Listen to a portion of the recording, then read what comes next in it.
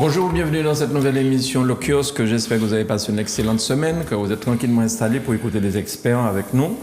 Ce soir, juste avant cette semaine carnavalesque, on parlera du carnaval, effectivement aussi. Depuis 2 ans, la Martinique est privée de carnaval. Je crois que tout le monde va pouvoir relâcher la soupape. Bonsoir, Maître Philippe Saint-Cyr. Bonsoir, Philippe Saint-Cyr. Bonsoir, Manu. Bonsoir, chères téléspectatrices et téléspectateurs. Merci beaucoup d'être avec nous cet après-midi. Alors, Michel Branchy, rédacteur en chef du journal Justice, 1920-2020. Merci beaucoup d'être avec nous, Michel. Effectivement, bon, nous essayons depuis 101 ans exactement d'apporter notre contribution à la réflexion des Martiniquais et à leur conscientisation. Et tu as été de ceux qui ont distribué des journaux avec Chirac? Tout à fait. J'ai été... Alors, il était de droite ou toi, tu étais de droite? Alors, il était communiste ou toi, tu étais de droite? C'est lui qui était communiste. J'étais à la d'accord. section Mouffetard du Parti communiste français et on distribuait Sur les rives, là. dans une bouche de métro qui se trouvait à côté de la faculté des sciences de Paris, d'ailleurs, et on vendait l'Humanité le matin, dans le froid.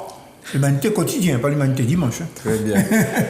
Charles, merci d'être avec nous, représentant, rédacteur en chef du progressiste. Modeste contributeur. Et parfois éditorialiste au progressiste pour le PPN. Voilà, et très content d'être là. Merci de l'invitation. Professeur d'histoire, géographie, géopolitique et sciences politiques. L'homme a je ne sais combien de vestes. Oui. Chaque semaine, une veste différente. Oui, mais ça, c'est parce que ça te fait plaisir. Merci beaucoup. Ça ne veut pas dire qu'il change de veste. Et non, ça ne veut pas dire que je te remercie Il la tourne. Ça se dirait. Oui. Alors, Charles, et ce soir, nous avons un nouvel invité qu'on accueille avec grand plaisir sur le plateau de Zouk Télévision dans le kiosque. Et c'est Charles qui va nous le présenter parce que j'ai peur d'oublier certaines choses. Alors, donc, très heureux de vous présenter Carl Paolo, qui est donc un fin connaisseur de la vie politique nationale, internationale et martiniquaise, et qui est un chroniqueur haut en couleur de la vie politique que je souhaitais effectivement amener sur le plateau de manière à ce qu'il nous fasse partager ses expertises. Et on est très content de l'accueillir. Alors, journaliste, un petit peu son CV, quoi, pour que les téléspectateurs puissent savoir, ceux qui sont un petit peu plus jeunes que nous. Oui, bon, mon CV, c'est assez simple. Bon, j'écris partout où on veut bien de ma prose. En général, c'est accepté, donc ça arrive que ce soit dans France Antilles, ça arrive que mon ami confiant qui m'a longtemps sollicité... Montreux Créole? Dans Montreux Créole ou dans Fondas Créole maintenant. Donc, ça m'est arrivé d'envoyer quelque chose à Justice. Mais le rédacteur en chef de Justice a publié ou pas? Non, il n'y a pas de problème. Moi, je suis fâché. J'ai une règle. Alors, c'est une règle que je me suis fixée il y a quelques années, c'est récent. Je ne m'a pas qu'à fâcher et puis personne. Moi bien et puis tout le monde. C'est la meilleure manière de vivre vieux. Ce que j'ai bien l'intention de faire. Ah ben merci beaucoup. Je voudrais ajouter quand même parce que Carl est une personnalité martiniquaise. Je voulais souligner. Et je pense qu'il a beaucoup travaillé pour notre pays. Carl, je l'ai connu à l'Institut Vigios. C'était au début de 1974. 1974. Alors vous imaginez que ça remonte au siècle dernier. Alors, petite rectification, j'étais à la fac de sciences. La dernière année, on s'est trouvé ici. Puisque en 1975, j'ai déménagé en Guadeloupe. Ouais. Et tu assurais un cours de droit civil, pour les étudiants en sciences. En sciences ou en sciences économiques? Non, sciences en d'abord. Sciences. Sciences d'abord. Ah, bon, d'accord. Vieux. Et ensuite, l'année suivante, comme la fac de sciences est partie en Guadeloupe et que je suis resté ici, j'ai cherché quelque chose à faire et je me suis orienté vers les sciences économiques où tu intervenais. Mais on se connaissait déjà depuis 1974. Tout à fait. Et puis, Carl, je l'ai connu conseil régional. Voilà, il a beaucoup œuvré. D'accord. Il est directeur de cabinet. Alors, il est humble, il ne veut pas tout dire. C'est ce que j'allais ajouter. Carl a été directeur de cabinet du président Émile Cabograt. Tout à fait. Dans des circonstances difficiles. Ah oui, difficiles. Extrêmement difficiles, puisque les communistes n'étaient que 4 dans la majorité. Donc il y avait une majorité qui était censée être communiste, socialiste. Alors on a perdu récemment un socialiste de la première heure, Martelly. Bien sûr. Qui était en même temps d'ailleurs un collègue de travail d'Émile Cabra à France Télécom. Et puis il y avait bien sûr le groupe PPM, et avec lequel il y avait quelquefois des difficultés. Et il a assumé. Émile Cabra n'avait jamais exercé avant cela de responsabilité à ce niveau-là. Et donc, on rappelle qu'il a été élu au bénéfice de l'âge. Il a été élu au bénéfice de l'âge, mais il avait quand même eu des responsabilités de militant. Il était président, par exemple, de la Fédération des parents d'élèves. Donc, il était secrétaire général de son syndicat des PTT, qui est le syndicat le plus représentatif de cette grande corporation. Mais il n'avait pas exercé, il avait été aussi conseiller municipal au Robert, mais il n'avait pas de responsabilité à ce niveau-là, et donc il a fallu à la fois assumer des responsabilités dans des conditions extrêmement conflictuelles. On n'a pas dire plus. Puisqu'on parle de cette époque-là, comment ça s'est passé, cette mandature? Juste un mot avant, parce que ce serait pas très correct si je ne le disais pas. J'ai d'abord travaillé avec Armand Nicolas. D'accord. Qui a disparu tout à fait récemment. Et j'ai appris quantité de choses, parce que c'est Armand qui m'a demandé de venir l'assister au conseil régional. Je n'avais absolument aucune idée de ce que j'aurais eu à faire. J'ai tout découvert, j'ai appris. Je pense que si je devais apprendre autant sur les bonnes universités, il me faudrait sans doute une 50aine d'années, parce que on apprend beaucoup en faisant. Oui. Et donc j'ai appris quantité de choses. Tu étais à la formation, non? J'étais à la formation et à l'éducation. Très bien, tout à fait. Les deux. Et donc, ça m'a donné... Et puis c'était les premières années. Je suis arrivé en septembre 85. La décentralisation de la région est apparue en mars 83. Donc c'était le début. Césaire était président du conseil régional à ce moment-là. Camille Dancier est devenu président en 86. Et c'était... Quand je me rappelle, je me remémore cette période-là, c'est dommage qu'on n'ait pas filmé ça. C'était exaltant. Je veux dire, on aurait... Je sais pas, à l'époque, on ne parlait pas trop de ça, mais nous aurions filmé quelque chose que nous n'aurions pas été dans un autre état. Tellement, parce que il y avait vraiment, à la fois du côté des élus et du côté des personnels, des cadres, il y avait une envie de faire qui ne me paraît pas exactement exister aujourd'hui. On peut dire ça de façon compliquée. Il faut dire que c'est plus compliqué. Tout à fait. Alors, il y avait ça. D'où ma question, comment s'était passée cette mandature? Parce que j'ai pas l'impression, dans mes souvenirs, d'avoir autant entendu parler de la mandature de M. Kamga, du président Kamga, avec, par exemple, la dernière mandature qui s'est déroulée de M. Marie-Jeanne. Je rappelle aussi que M. Marie-Jeanne a fait 2 mandatures précédentes comme président de région. Donc, mais je veux parler de mandature mouvementée, parce que si vous n'étiez s'ils étaient que 4, les communistes, ça ne devait pas être facile tous les jours. Et pourtant, j'ai pas l'impression, peut-être comme tu dis, il n'y a pas eu de film, on n'a peut-être pas enregistré des débats. Non, c'était inattendu déjà. Ouais. Personne ne s'y attendait. L'intéressé, moins que tous les autres. Il ne pouvait pas imaginer ça. C'est au 3e tour qu'il a été élu, c'est ça? Oui, c'est comme ça, au bénéfice de l'âge. Ça lui est tombé dessus, il n'était pas préparé pour ça. Ouais. Donc il a fallu l'accompagner, l'assister. Enfin, c'est quand même quelque chose, une responsabilité qui est lourde et qui était d'autant plus lourde à porter que la situation budgétaire de la collectivité était difficile. Ah oui. Pour ne pas dire plus. Non, mais... Je ne veux pas réveiller des zombies et des fantômes, je dis pour ne pas dire plus. Voilà. C'est tout simplement parce qu'il y avait eu beaucoup d'investissements qui avaient été faits. Absolument. Et dont les financements n'avaient pas été convoqués au bon moment.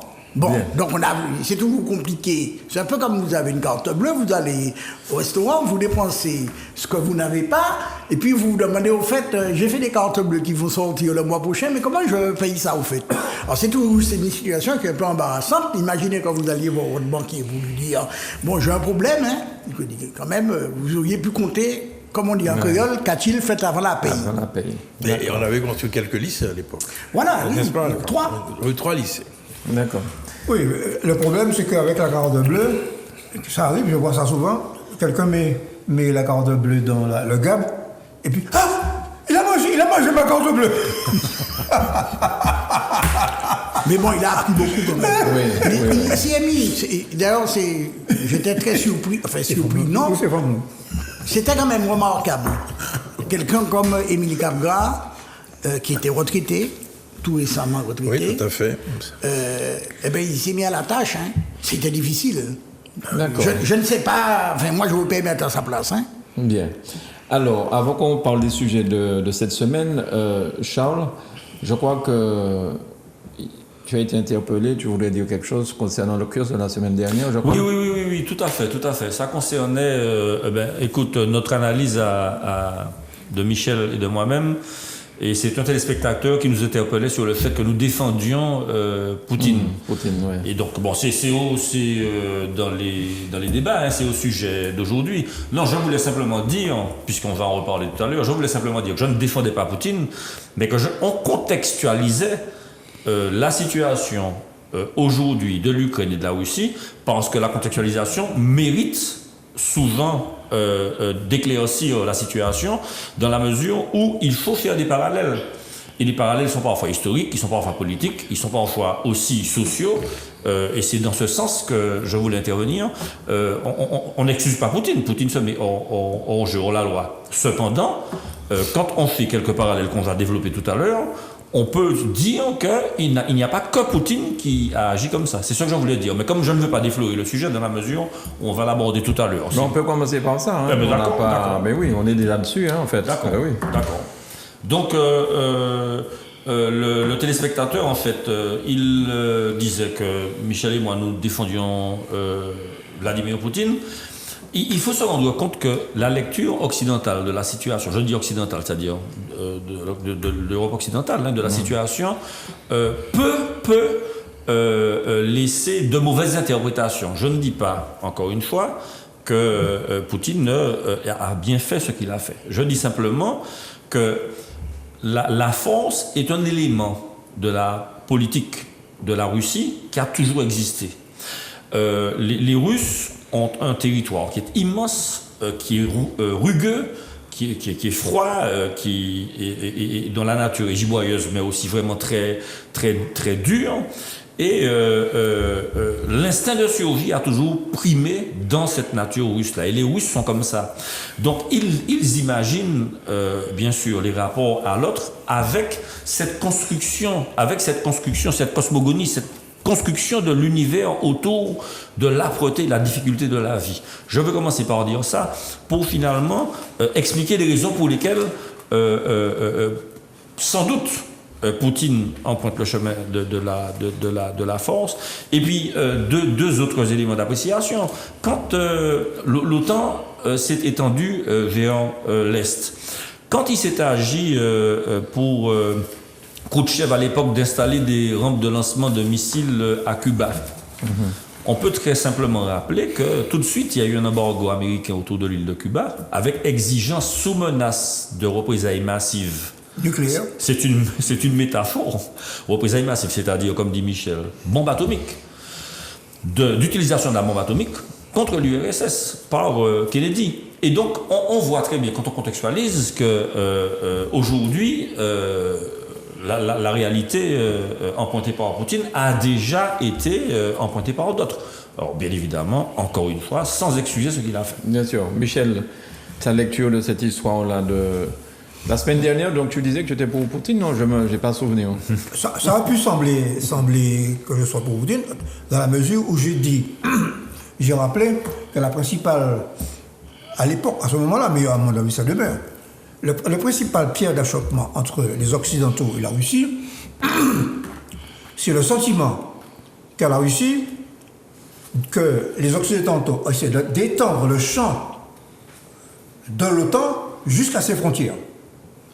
Donc, en incluant des pays comme la Biélorussie, on a déjà inclus les trois pays baltes, Estonie, Lettonie, etc. Lituanie, la Roumanie. Alors, Et en incluant l'Ukraine et éventuellement la Biélorussie, soit en organisant à l'intérieur de ces pays ce qu'on appelle des révolutions de couleur, c'est-à-dire des révolutions favorables à l'Occident, soit en faisant ces pays adhérer à l'OTAN, de pouvoir installer aux portes même de la Russie des missiles qui pourraient atteindre le cœur de la Russie.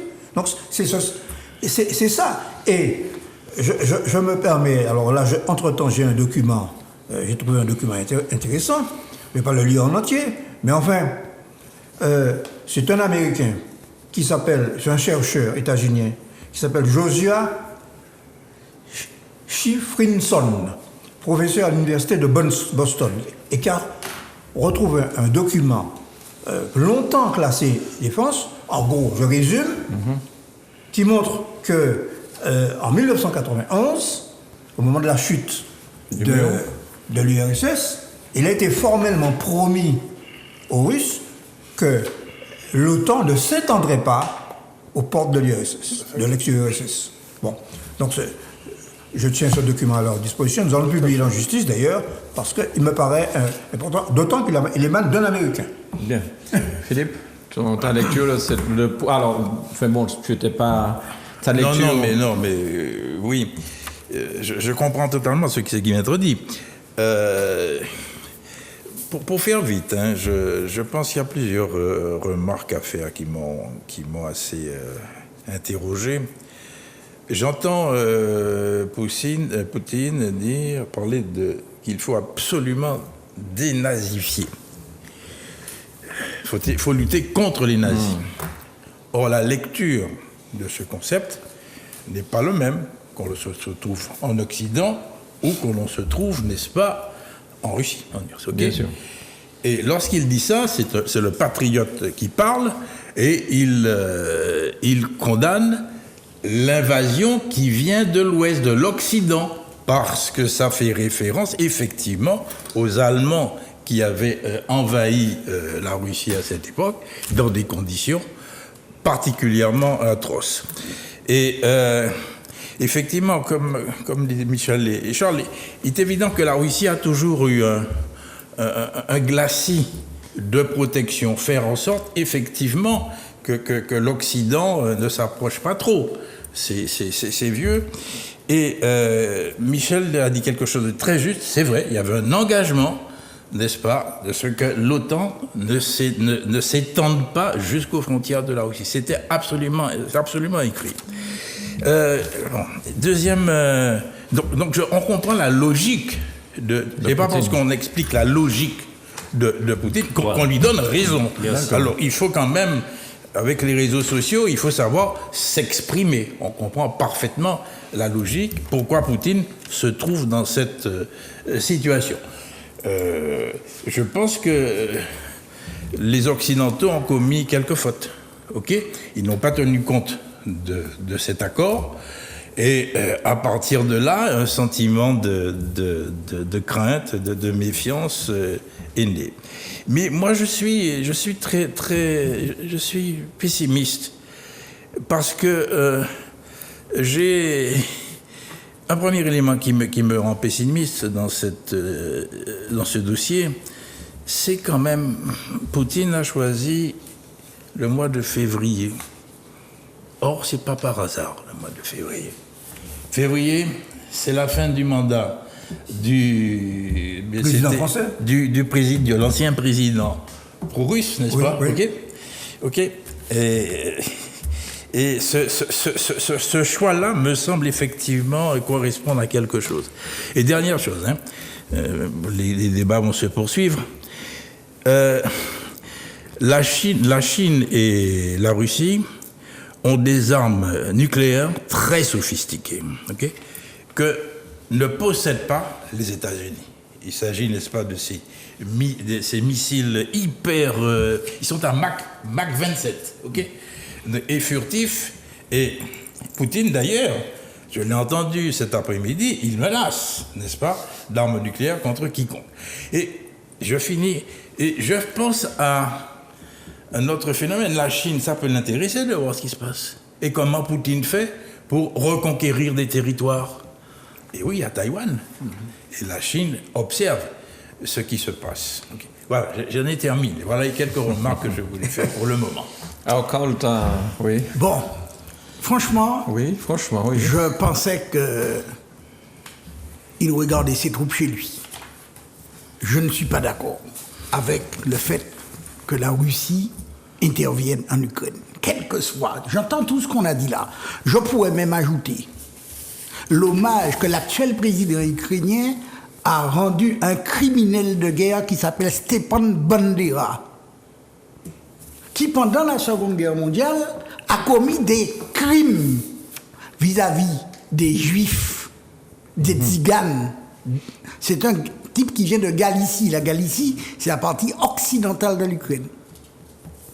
Ça a soulevé des protestations en Pologne et en Israël. On a nommé ce type héros de l'Ukraine. Héros de l'Ukraine. C'est un nationaliste ukrainien. Il faut avoir une image de l'Ukraine. Il y a deux pays dans l'Ukraine. Voilà. Il y a le fleuve qui sépare le Dniepr. Voilà. Il y a la partie occidentale et puis il y a la partie orientale. Tout à fait. La partie orientale, c'est la partie minière, le bassin du Donbass. C'est là que se trouvaient les mineurs qui servaient à illustrer le courant qu'on appelait stakhanovistes, les gens qui se défonçaient à travailler. Donc, je sais tout ça, oui, mais n'empêche.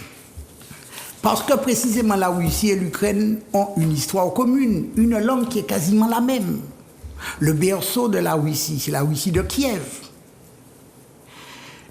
Je trouve ça, indépendamment, enfin sur le plan de la symbolique, vraiment, je ne suis pas d'accord. Je ne peux pas être d'accord. Je suis pour que l'indépendance des pays soit sauvegardée. Et un pays indépendant adhère à l'alliance de son choix. Je regrette. À l'alliance de son choix. Que la Russie ait besoin de garanties, je peux comprendre ça. Hein. J'entends ça. Bien sûr. Qu'on ne lui ait pas donné parce que, bon, on est tourné le dos à une promesse qui n'avait pas été peut-être formulée clairement. Peut-être. Peut-être que Gorbatchev s'est fait avoir. C'est possible tout ça. Mais enfin, envahir un pays frontalier avec qui on partage une histoire commune, ça me pose un vrai problème. Alors, je le dis parce que j'avais quelques sympathies pour le personnage Poutine. Quelques sympathies. Pour des raisons qui sont plus émotionnelles que politiques d'ailleurs. Mais je le dis parce que c'est vrai. Quand, par exemple, Poutine, quand il est arrivé à restaurer l'hymne soviétique, il a changé les paroles. Un peu. Pas beaucoup, hein. Il a retiré la partie sur le Parti communiste d'Union soviétique. Mais il a gardé l'hymne. L'hymne qu'on entend, c'est l'hymne qu'on entendait avant. J'étais à Paris ce jour-là, il était 3h du matin, dans une chambre d'hôtel. J'ai failli chialer, j'ai failli pleurer. Je dis ça, mais ça remonte quand même à pas mal d'années, 98. Nous sommes en 2022. Donc je peux concevoir, il y a l'aspect émotionnel. Mais bon, tout de même, un pays il y a une disproportion évidente. Je pense qu'on devait user de voies diplomatiques. La rupture qui va se manifester entre le peuple russe et le peuple ukrainien, comment va-t-on la réduire? Comment va-t-on l'atténuer? Comment va-t-on la résoudre? Alors je sais bien qu'il y a je n'ai pas de tendresse pour les hypocrites de l'Occident. Quand la France a détaché Mayotte des Comores, quelqu'un a dit quelque chose. Hein? Vous vous rappelez l'archipel des Comores? On a dit ça, c'est à nous. C'est un département français. La France est condamnée à l'ONU. En 1903, quand on a démembré la Colombie pour faire le Panama, Construire le canal. Pour le canal, pour avoir la même mise sur le canal, c'est nos amis américains qui ont fait ça. Bon, on va me dire que ça, je remonte à la préhistoire. Enfin, ça existe. Bon, je passe sur les attaques qui n'avaient pas été autorisées par l'ONU en Serbie, le démembrement de la Yougoslavie, la création du Kosovo au détriment de la Serbie, etc. Bon, mais comparaison n'est pas raison. Je ne suis pas d'accord avec cette intervention. Je pense qu'elle va poser plus de problèmes qu'elle va apporter de solutions. Maintenant, M. Poutine ne m'appelle pas pour me demander mon avis. Hein. Alors, je vois sur tous les téléspectateurs, vraiment, je ne détiens pas d'informations privilégiées. Alors, c'est vrai qu'il a un caractère spécial, Poutine, mais il a aussi le côté économique. Parce que le gaz qui vient de chez lui, tout ça, il se dit, par rapport à cette histoire de gaz, les Occidentaux, là, les Européens vont se calmer un petit peu.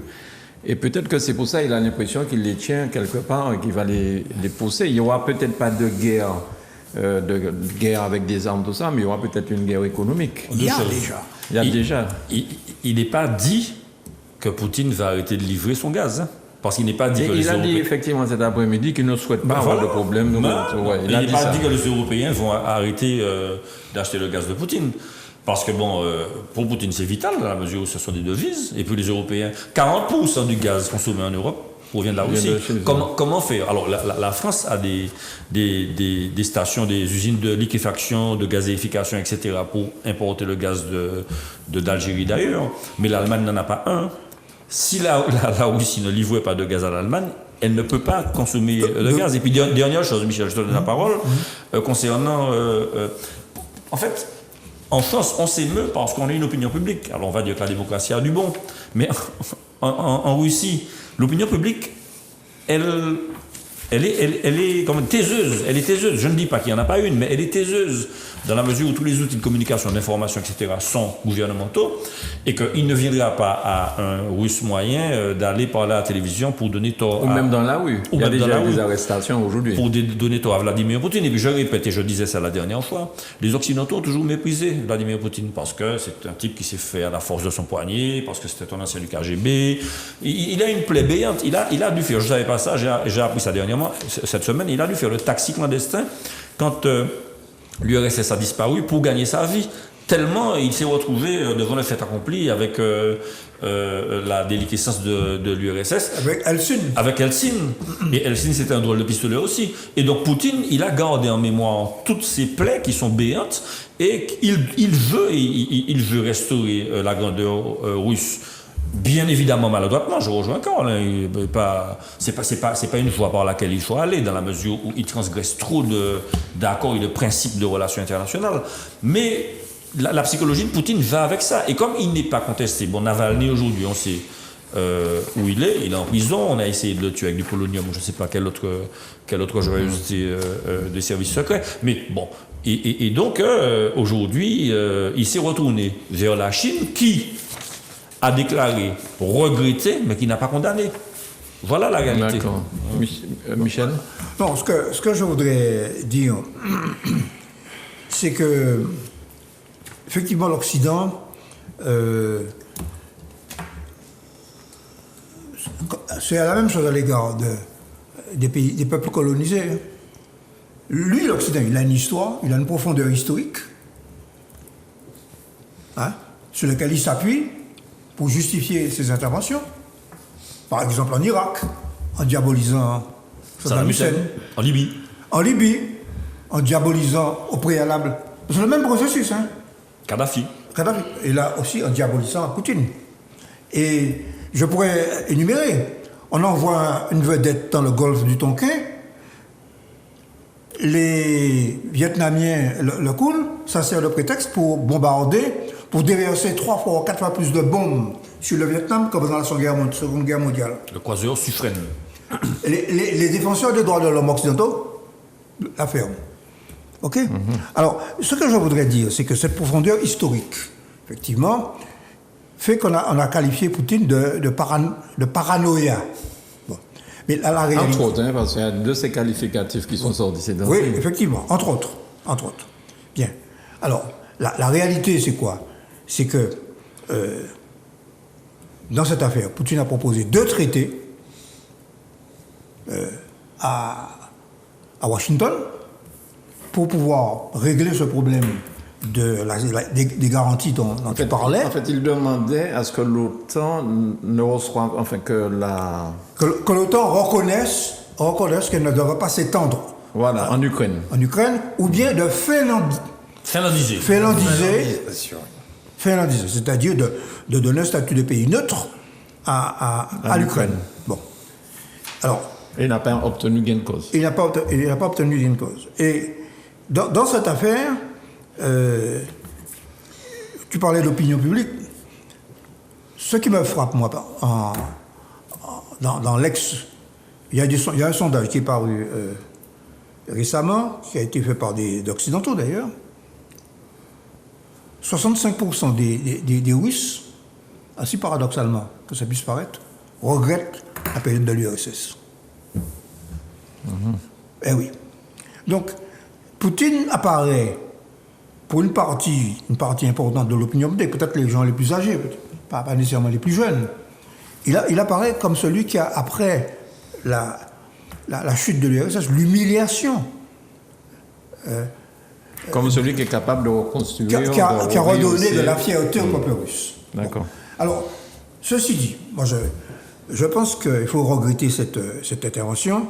Je ne vais pas aller jusqu'à la condamner, je la regrette. Bon. Et moi, je me tourne plutôt vers l'avenir. Je pense que il faut tout faire, malgré cela, pour renouer le dialogue et la diplomatie.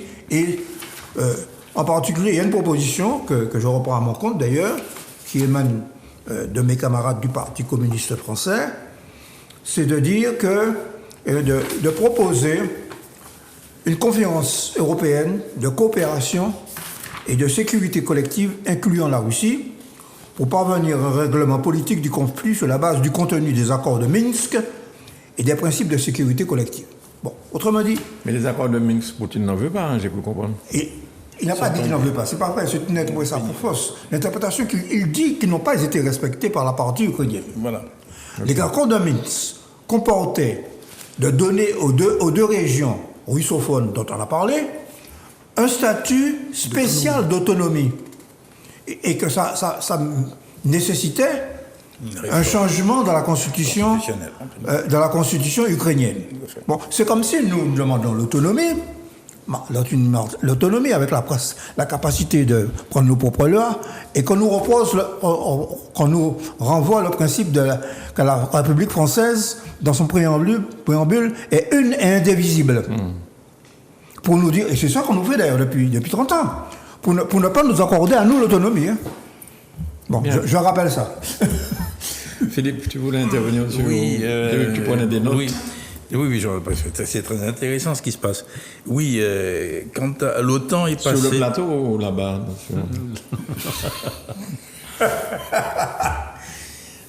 l'OTAN est passé de 12 membres à 30 membres. Okay, donc il y a eu une augmentation de l'État faisant partie du traité de l'Atlantique Nord. Et je pense que la demande s'explique, je ne dis pas se justifie, s'explique, n'est-ce pas, à cette attitude. Mais il est évident que l'on ne peut que condamner, n'est-ce pas, Poutine pour ses interventions, mais vraiment le condamner fermement. Et moi, ce qui m'inquiète, vous savez, un homme n'est pas fait comme ça, hein. Il est fait et puis il ne bouge plus. Plus les choses avancent, plus cet individu peut penser qu'il peut aller plus loin et des idées quelque peu folles, sans jeu de mots, peuvent l'assaillir. Personnellement, je ne suis vraiment pas tranquille dans l'évolution. Surtout qu'il y a des réactions très dures, n'est-ce pas, des gouvernements occidentaux allant jusqu'à l'injure vis-à-vis de Poutine. Okay. Alors, je ne pense pas que ça soit la meilleure voie, n'est-ce pas, pour arriver à un résultat. Mais personnellement, il y a de quoi s'inquiéter, puisque voilà quelqu'un qui veut reconstituer l'Empire ancien. Bon, souvenez-vous de la veille de la Seconde Guerre mondiale, hein, il y avait bien un individu qui voulait aller dans la même direction. 3 points de suspension. Oui, quand même. Il faut quand même distinguer les États-Unis et l'Europe. Les États-Unis ont le gaz de schiste. Ils n'ont pas d'importation pour leurs besoins énergétiques. Mieux, ils en exportent. Et il voudrait bien l'exporter en Europe. Hein. En Europe. Et avec le coût actuel du gaz, c'est tout bénéfice pour eux. Je crains, moi, qu'en dehors de l'émotion parfaitement légitime, je ne peux pas, je la partage, que les dirigeants occidentaux expriment, il y ait d'autres éléments dont on ne parle pas, mais qui sont bien présents. Quand j'entends le Premier ministre anglais dire qu'il faut débrancher la Russie de ce qu'on appelle le SWIFT. C'est un code dont les banques se servent pour faire des transactions entre elles. D'abord, c'est un truc international qui est neutre. Mais ça peut avoir des conséquences absolument terribles. C'est un peu la boîte de Pandore. Alors, il faut remonter à 2014. Quand il y a eu l'annexion de la Crimée, je fais une parenthèse, les habitants de Crimée ont voté quand même, ils étaient d'accord avec ça. Hein. À 78%. Bien. On a pris des sanctions. Qu'est-ce qu'ils ont fait, les Russes? Ils sont en train de réorienter leur marché avec les pays du Sud, notamment la Chine, mais pas que la Chine. Pas que la Chine. Un peu l'Afrique, mais les pays qui sont à leur frontière sud. Et ils sont en train d'essayer de dédollariser leur économie et de faire des transactions dans des monnaies, y compris en roubles, qui ne sont plus sous la coupe du dollar. Je fais encore une note parallèle. Depuis 1979, l'Iran subit des sanctions. Est-ce que le régime des mollahs a disparu pour autant? Donc, il faut quand même savoir raison garder et ne pas prendre des vessies pour des lanternes parce que des dirigeants occidentaux viennent raconter quantité de choses. Les sanctions, il y en a qui sont déjà prises là. Elles ont un inconvénient. Je pense qu'en Martinique, on n'est pas loin de 2 € le litre d'essence. Ça, c'est bon. Ouais. Alors, quant à la bouteille de gaz, elle est à 31 €. Bon. Mais ça va augmenter. Mais oui. Les matières premières de beaucoup de choses, d'ailleurs. Alors, les Occidentaux se sont aperçus qu'ils dépendaient de la Russie pour d'autres produits, comme l'aluminium, le nickel, etc. Et puis, sur l'Ukraine. L'Ukraine est un pays qui, depuis qu'elle a proclamé son indépendance, a subi une thérapie de choc et a vu son produit intérieur brut baisser de 25%. Même des pays de l'ancienne Union soviétique ont réussi à inverser la tendance. Pas l'Ukraine. Parce qu'ils avaient été conseillés par le FMI, dont on connaît les pratiques. Alors, ça va donner quoi tout ça? Moi, je crois qu'il ne faut pas pousser les gens au désespoir. Ni du côté russe, c'est un pays qui a souvent été envahi par ses voisins, polonais, finlandais, dans son histoire. Toute cette partie de la Russie, c'est plat comme la main. Il faut attendre l'Oural pour pouvoir trouver du relief. Et c'est pour ça que les Allemands sont entrés dedans comme dans du beurre. Bien. Avec le soutien de la partie occidentale de l'Ukraine. Attention. Et c'est pourquoi, quand il parle, excuse-moi, quand Poutine parle de désalnification, il y a une extrême droite et des milices d'extrême droite extrêmement puissantes à l'heure actuelle en Ukraine et qui influencent le gouvernement. Mais j'ai parlé de Stepan Bandera. C'est Vladimir Zelensky qui l'a consacré héros de l'Ukraine. C'est un criminel de guerre. Il a été condamné. Il a été tué. Pro-nazi. Non, il était dans les SS. Dans les SS. Donc, bon, d'ailleurs, même Israël a protesté contre cette politique-là. Alors, une question pour revenir un petit peu à la France dans tout ça. Est-ce que le président Macron s'est fait rouler dans la farine? Est-ce qu'il a pu faire vraiment quelque chose? Est-ce que toutes ces allées-venues, Poutine n'a pas changé d'un iota ce qu'il voulait faire, je pense. Il a simplement gagné du temps à écouter le président Macron. Avant d'arriver là, juste ce qui vient d'être dit là, c'est parfaitement inquiétant. Ça veut dire que la Russie, les sanctions économiques, l'Occident prétend des sanctions internationales, la Russie se met en situation de modifier son marché. D'accord. Bon, donc, ces sanctions internationales, on peut les revoir.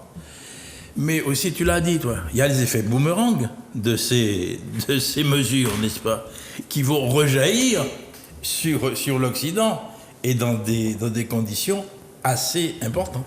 Je veux dire, moi, personnellement, ce sont des choses qui m'inquiètent profondément. Ouais. Alors, j'écoute de temps en temps, bien sûr, un bon dialecticien que je suis, j'écoute bien l'adversaire.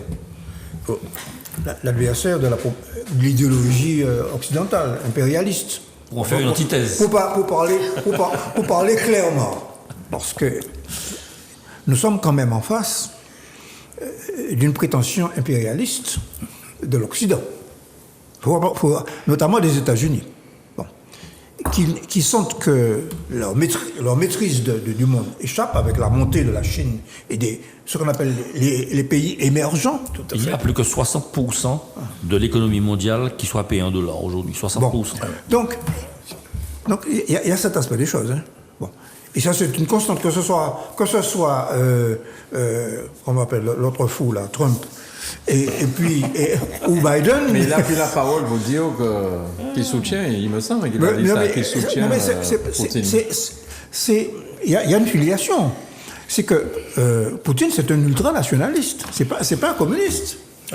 Bon, alors, moi aussi, quand je partage l'émotion de Karl quand il a pris la décision de maintenir le drapeau aussi. Par référence à la Grande Guerre, ce qu'ils appellent en Russie la Grande Guerre patriotique, c'est-à-dire la guerre contre l'Allemagne. Parce que c'est les Russes qui ont cassé les reins de la colonne vertébrale de l'armée allemande. C'est ça, c'est eux qui ont payé le prix. Ah oui.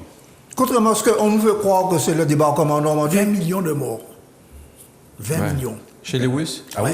20 millions de morts. Non, donc quand Poutine rappelle ça dans son exposé, les Occidentaux disent que c'est de la paranoïa, mais c'est le rétablissement des faits historiques. Hein. Les Russes sont très sensibles à ça. Il y a une âme slave.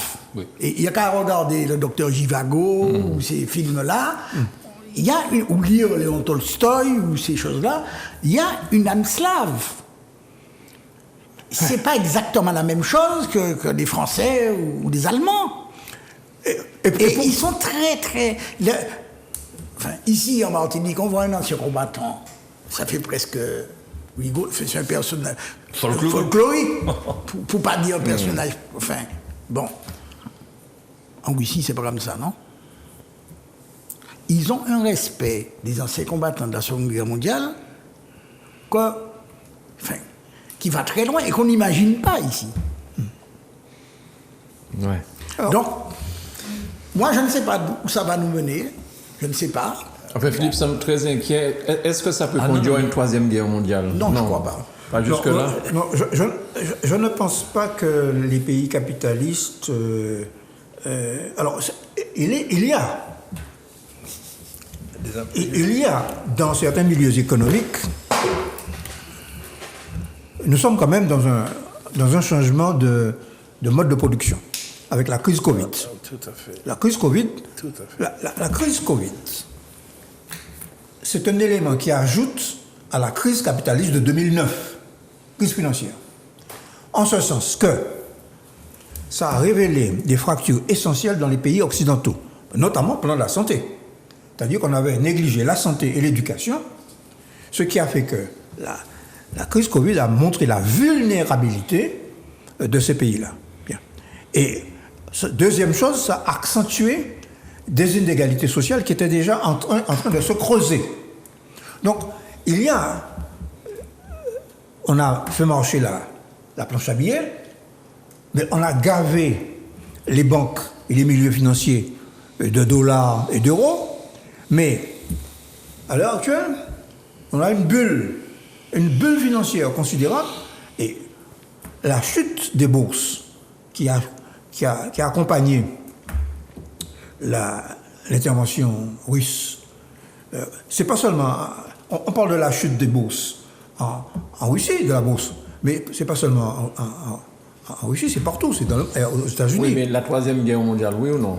Alors, moi, je pense qu'il y a, à mon avis, je pense qu'il y a des gens, au sein même des pays occidentaux, je pense à M. Stoltenberg, notamment, il y a des bellicistes. Stoltenberg, c'est le secrétaire général de l'OTAN. Il y a un courant belliciste qui rêve d'en découdre avec la Russie. Maintenant, c'est là que, à mon avis, je reviens un petit peu à la citation qui est faite de l'appel. Il y a des forces de paix. Bon, la paix, c'est un combat. Bon, moi, j'appartiens à une formation politique. Parmi les objectifs, nos objectifs, c'est la paix. Et je pense que l'intervention des opinions publiques, des gens qui ont de l'influence, pour retrouver le chemin de la négociation et d'un accord de sécurité collective en Europe, de façon à limiter l'utilisation des armes de destruction massive, est absolument nécessaire. Voilà. Philippe, inquiet pour la Troisième Guerre mondiale? On est à la merci de n'importe quel événement, n'est-ce pas, où il y a effectivement des forces souterraines qui agissent. Ah oui. Il y a un élément qui m'inquiète et qui risque de faire souffler un vent de folie du côté de la Russie, c'est qu'au niveau des armes nucléaires, et de la Chine d'ailleurs, je le répète, ils ont des armes nucléaires super sophistiquées que n'ont pas les États-Unis. Les États-Unis sont sur les missiles de 1960. J'ai fait l'analyse de la situation. Et Poutine, la dernière déclaration que j'ai entendue, personne n'interviendra, n'est-ce pas, je ferai ce que je dois faire. Et d'ailleurs, j'ai des armes nucléaires, personne n'y résistera. C'est clair. Bien. Bon. On se dirige vers ça, vers la troisième? Je ne pense pas, mais on est clairement dans une situation d'impasse. La première, c'est qu'il a fait Macron se déplacer 2 fois. Ils ont négocié alors qu'ils savaient déjà que sa décision était prise. Donc il faut sacrer tout peu pour faire ça quand même. Et puis la deuxième, c'est qu'il a attaqué. Et sa volonté d'attaquer, c'est clairement de se positionner comme étant l'alter ego des États-Unis. Il veut clairement recréer dont on a parlé, la multipolarisation, c'est-à-dire que aujourd'hui, l'Occident est suiviste des États-Unis. Et lui, il constate qu'il y a un déséquilibre franc contre ses intérêts à lui. Et donc, aujourd'hui, il veut rééquilibrer les choses à sa manière. Il le fait très maladroitement, mais on est clairement dans une impasse parce qu'il a attaqué, là, alors que le monde ne veut pas la guerre. Il a attaqué, ça y est. Donc, quelque part... Alors, est-ce que c'était maladroit, finalement? Est-ce que ce n'est pas de la ruse qu'il a utilisée, là? Il mise sur quelque chose. La tiédeur et puis le manque de courage des Occidentaux. Or, comme disait Michel, il y a des bellicistes en Europe et aux États-Unis qui peuvent choisir la riposte. Donc, et toi, Karl? Je préfère ne pas évoquer cette hypothèse, ça me paraît tellement effroyable. Pas invraisemblable, mais effroyable. J'espère, mais je me suis trompé déjà, puisque je pensais qu'il allait avoir plus de retenue, donc je peux me tromper 2 fois. Mais enfin, j'espère qu'on n'ira pas jusque-là, vraiment. Maintenant, Lénine avait une expression, je pense sous le contrôle de membre éminent du Parti communiste martiniquais, naturellement. Il appelait un certain Joseph Djougashvili, qui était un Géorgien. On oublie ça, hein. C'est pas un Russe, c'est un Géorgien. Joseph Djougashvili. Et physiquement, on voit bien physiquement. Autrement dit, Staline, de brutal argousin grand russe. C'est écrit, hein?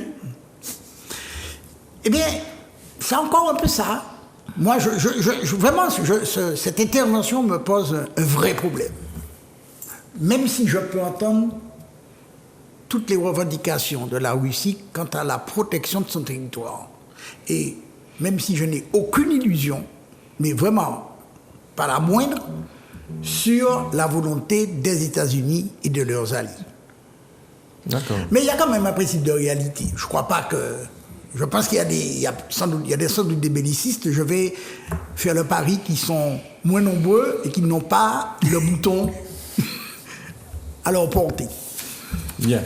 Alors, pour revenir à notre président qui a été là-bas, est-ce qu'il s'est fait un peu couillonner? Est-ce que lui qui espérait peut-être sur ça pour les élections à venir, les élections françaises, est-ce que finalement ça va lui jouer un tour ou bien il va en tirer profit ou il sort de la perdant, Michel? Parce que là, il caracole à 25%. Hein, donc, ouais. Non, mais moi, je ne crois pas quand même que Poutine ait voulu tromper Macron.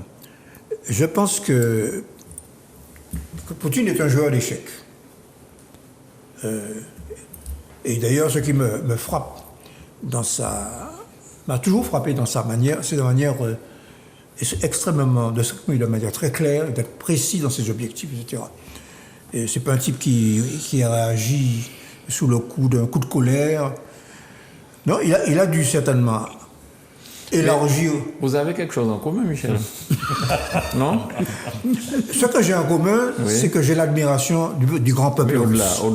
Au-delà de ça. J'ai l'admiration du grand peuple russe qui a fait la première grande révolution prolétarienne.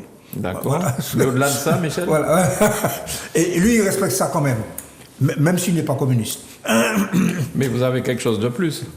C'est un judoka, mais lui, il est karatéka. Ou bien tu es karatéka, lui, il est judoka. Alors, tu as raison de faire appel à ça. C'est aussi un pratiquant d'arts martiaux.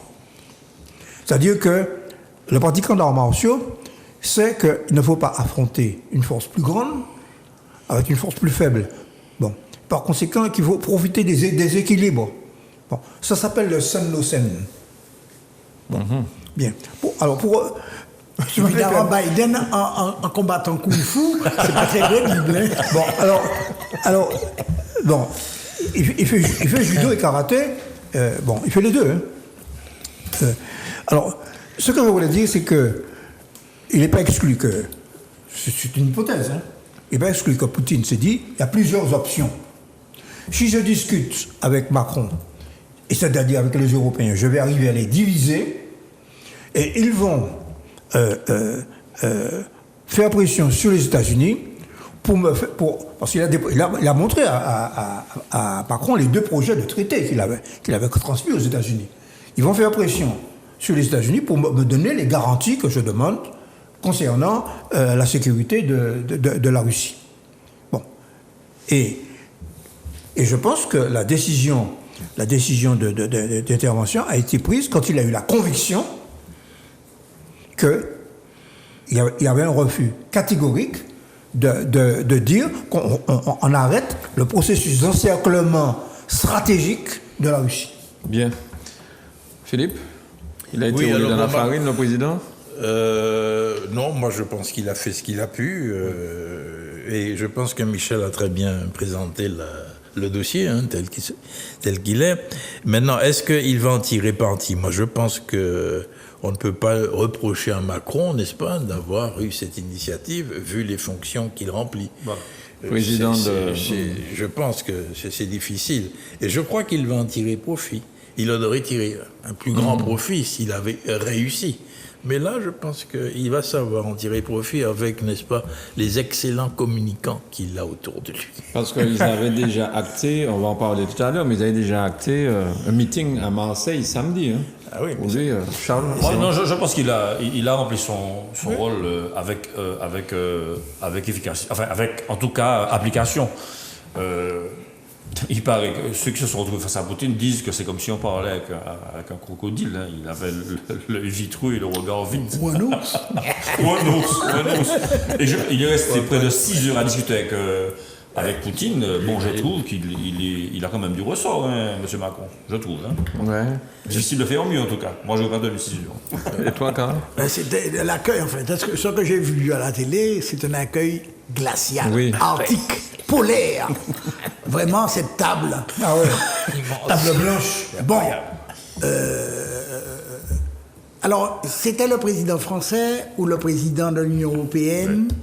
Bon, je sais pas, j'ai pas très bien compris qui s'exprimait, quel mandat vraiment il avait. Bon, maintenant, je ne peux pas lui reprocher de l'avoir fait, parce que peut-être que c'était pas la meilleure manière, mais bon, il l'a fait, bon, ça n'a pas abouti. Poutine avait déjà sans doute un point de vue très arrêté sur ça. Mais il faut bien voir qu'on a une difficulté. On réfléchit à partir des informations telles que nous avons. Voilà. Et donc, ce que je dis, c'est jusqu'à plus ample informé. C'est ça aussi. Oui. Il y a des choses. Ce qui m'inquiète plus, c'est qu'il y a des pays qui sont très bellicistes. La Pologne. Les États baltes. Déjà. Et puis, deuxièmement, il y a des pays qui ont des revendications territoriales dans cette région-là. La Pologne vis-à-vis de l'Ukraine. L'enclave de Il y a Kaliningrad. des régions. Alors, Kaliningrad, c'est une enclave qui est. C'est Gdansk. Oui. On parlait du corridor de Gdansk, de Danzig, au début de la Seconde Guerre mondiale. C'est la même chose. Alors, c'est russe, mais c'est séparé du territoire russe. Et c'est surarmé. Il y a des choses inquiétantes. Il y a des pays qui ont, pour des raisons historiques, sans doute. Mais j'ai trouvé quand même, je vais faire une petite digression, que le Premier ministre britannique a été vraiment dur avec nous. Quand je l'ai écouté, là, pendant que Karl est en train de parler, je revois les images vis-à-vis de Poutine. Il est vraiment remonté contre C'est lui, pas une quoi. nouveauté. Les Russes et les Soviétiques à l'époque se méfiaient comme de la peste Des Anglais. des Anglais. Vraiment. Au point que, lorsque les Anglais leur ont dit que les nazis allaient envahir leur territoire, ils ont pensé que c'était une intoxication. Alors, tu utilises le mot intoxication, et je voulais rebondir, tu as parlé des médias en l'état actuel de ce que nous savons. Moi, je revis cette période comme celle que nous avons vécue avant la guerre en Irak, comme nous avons vécu avant la guerre en Libye et la guerre en Syrie. Et il y a une campagne d'intox. Et ce que je peux dire aux téléspectateurs qui nous écoutent, c'est qu'il faut, dans ces périodes de forte tension, être extrêmement attentif et critique vis-à-vis de l'information que nous recevons. Parce que chaque fois qu'il y a eu une guerre, une grande guerre, on a essayé de créer dans l'opinion publique un sentiment de haine. Oui, pour justifier... La Première Guerre mondiale, il faut lire les titres de la presse, aussi bien des deux côtés d'ailleurs, en Allemagne et en France. Enfin, le professeur d'histoire qui est là ne va pas me démentir. Hein? Bon. Donc, nous vivons en ce moment, par les médias interposés, d'un intox. Et aujourd'hui, l'historiographie est en train de remettre les choses à leur place pour la Première Guerre mondiale. Pendant très longtemps, on a dit que c'était la faute de l'Allemagne. Aujourd'hui, on dit que c'est la marche de deux somnambules, enfin de plusieurs somnambules en Europe. C'est-à-dire que tout le monde marchait à la guerre parce qu'on estimait que c'était légitime, parce que c'était l'impérialisme, parce que c'était la force armée, etc., qui était privilégiée. Et seul Lénine avait fait une analyse en parlant justement de problématiques d'affirmation de nationale et puis impérialiste, pour finalement aujourd'hui être reconnu comme étant un analyste, alors que tout le monde était campé sur les positions. Donc effectivement, je te rejoins. Alors, restons un petit peu sur la France en ce moment. Est-ce que vous pensez qu'il va falloir repousser l'élection présidentielle? Parce que j'ai entendu ça aujourd'hui dans les grandes chaînes françaises. Hein. On s'interroge. Ce n'était pas des politiques, c'était des journalistes. Je ne sais pas s'ils avaient des sources ou pas. S'il y a la guerre en Ukraine, est-ce qu'il faut repousser l'élection présidentielle? Non. Bon, vous n'êtes pas moi, je te réponds comme ça, spontanément. Tout dépend de l'évolution de la situation. Bon. Si les choses... Première hypothèse. Poutine atteint ses objectifs rapidement dans une guerre éclair. Quels sont-ils? Alors, en l'état actuel, à Kiev, je te réponds, en l'état actuel de nos connaissances, c'est d'abord récupérer la partie administrative des deux, ce qui vont au-delà même des deux régions en question. C'est le Donbass. Et puis probablement détruire l'appareil militaire ukrainien, les aéroports, etc., tous les endroits où il y a des bases de missiles, des bases. Bon. Et puis il s'arrête là. D'accord. Bon. Philippe? L'Occident, quand vous remontez, quand vous avez sanctions économiques, comme Poutine depuis 8 ans, j'ai lu que depuis 8 ans, il a carrément systématiquement anticipé tous les effets des mesures, des sanctions dites économiques, notamment même les sanctions financières. Il a un stock d'or considérable, de devises. Bon, bref. Bon. Et puis les choses s'arrêtent là. Okay. Bon. Et puis à un moment donné, bon, l'Occident essaie de passer un accord. Ou bien l'Occident, parce que ça commence à venir, il y a des gens qui disent, ce que demande, il y a des gens en Ukraine aussi, qui demandent de mettre une zone d'exclusion aérienne, par exemple. Bon, supposons qu'on fasse ça. Mais c'est fait ça, non? Non. Mettre une zone d'exclusion aérienne, c'est-à-dire que l'OTAN dit aux Russes, vous n'avez pas le droit de passer dans l'espace aérien. Mais là, aujourd'hui, d'Ukraine, non, il n'y a pas. Mais l'espace de l'Ukraine est fermé, alors? Non, il n'est pas fermé, pour le militaire. Civil, oui. Civil, bien sûr. Mais il passe d'exclusion aérienne au plan militaire. Au plan militaire. Bon, à ce moment-là, un avion russe passe l'espace aérien ukrainien, l'OTAN là-bas, et bien voilà, on a enclenché. On a un processus. Comment? Bon, ça c'est la deuxième hypothèse. Ok, alors, Philippe? Oui, là ça pose un problème organisationnel, constitutionnel très intéressant. Parce que j'entendais un débat sur le fait que les démocraties se trouvent dans une situation un peu difficile du fait qu'il faut renouveler les responsables, les chefs d'État. Tandis que les dictatures, n'est-ce pas, tandis que les dictatures, qu'elles soient, n'est-ce pas, russes ou chinoises, non, ça se poursuit.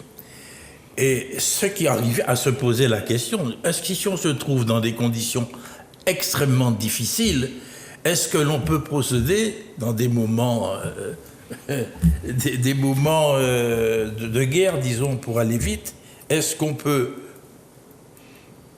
faire des élections de la présidence de la République? Ça peut se poser, ok? Ou ne pas en faire, Macron. Mais non, mais à ce moment-là, tu as une rupture dans la continuité, n'est-ce pas, de l'État, ce qui peut poser un problème important. Ouais. Voilà tout ce que je dis, mais juridiquement, bon, je ne vois pas comment. Mais si à l'impossible nul est tenu, s'il faut le faire, bon, je pense qu'il faudrait le faire. C'est tout ce que je peux dire. Mon point de vue, c'est de savoir si la campagne pourra se dérouler, si elle pourra continuer de se dérouler. Pour l'instant, j'entends les candidats dire qu'il faut l'union sacrée, entre guillemets, qu'il faut se mettre derrière une cause, et donc quelque part, les voix discordantes ne vont pas s'exprimer. Dans ce cas-là, face à un péril commun, dans ce cas-là, s'il n'y a pas campagne, il ne peut pas y avoir élection. Je ne sais pas qui osera aujourd'hui élever une voix discordante par rapport à l'attitude de M. Macron vis-à-vis d'une agression d'un pays européen par Poutine. Et s'il n'y a pas de débat, parce que les conditions, la situation géopolitique est difficile, s'il n'y a pas débat, il n'y a pas campagne. Et s'il n'y a pas campagne, je vois difficilement comment faire l'élection. Bien, Carla. À mon avis, le seul moyen de sortir de cette situation, ça ne peut pas être autre chose que la diplomatie, la négociation. Il n'y a pas de solution militaire.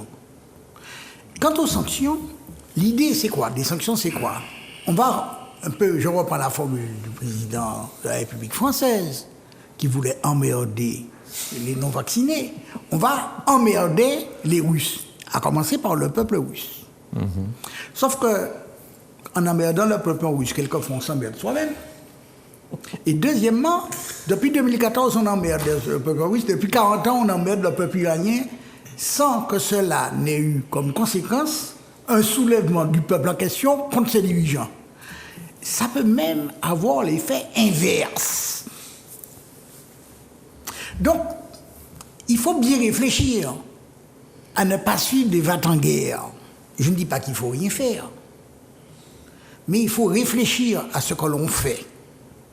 Et en matière de diplomatie, quand on fait un pas en avant, il faut savoir comment on fait un pas en arrière. Faute de quoi, on est dans la situation de quelqu'un qui gravit un escalier et qui casse chacune des marches sur lesquelles il est passé. Résultat des courses, quand il veut redescendre, il ne peut plus. Et donc, c'est là où ça devient dangereux. Parce qu'on met en place une sorte de machine infernale qui fonctionne toute seule. Et puis bon, où ça mène, on n'en sait rien. Bien. L'image est bonne, hein? Oui, très... Excellent. Alors, concernant toujours un petit peu la campagne française, hein, quand même, je disais à Michel Laurentène, avant qu'on commence, le roussellement, là, il a été attaqué. Il a été attaqué parce qu'on dit qu'il était